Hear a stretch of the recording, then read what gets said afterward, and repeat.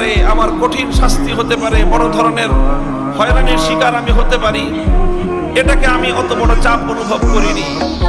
আমি যেটাকে চাপ অনুভব করেছি সবচেয়ে বেশি, সেটা হলো এই যে হাজার হাজার ইমানদার, মুখলেস, নিভৃতচারী আল্লাহওয়ালা নারী, পুরুষ, বুজুর্গ, তারা সবাই তাকায় আছে আমার দিকে।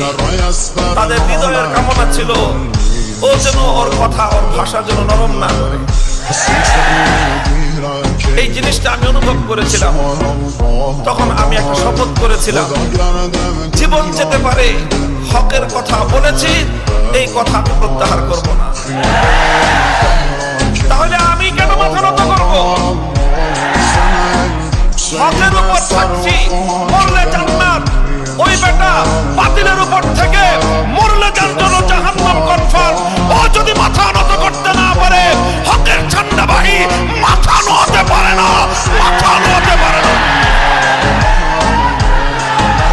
সুতরাং হে কোরআনের ধারক বাহকগণ, এই পয়গাম আমি তোমাদেরকে শোনাতে চাই। যাদের পক্ষে আল্লাহর কোরআনের নূর রয়েছে, যাদের কণ্ঠে আল্লাহর কোরআনের তেলাওয়াত রয়েছে, যাদের সিনার মধ্যে আল্লাহর কোরআনের ইলম আছে, আসমান আর জমিনের মধ্যে তাদের চেয়ে সম্পদশালী আর কেউ হতে পারে না।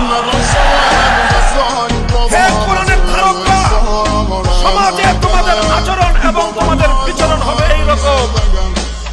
এই একজন যদি 100 কোটি টাকার মালিক হয়, ও কেমনে চলে? জমিনের উপর দিয়ে চলে কিভাবে? মনে হয় যে এই এলাকায় ওর কারোর পাত্তা দেওয়ার দরকার নাই, আছে না নাই?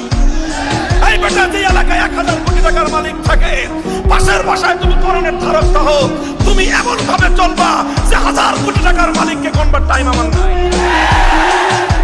পারবা এটা করতে?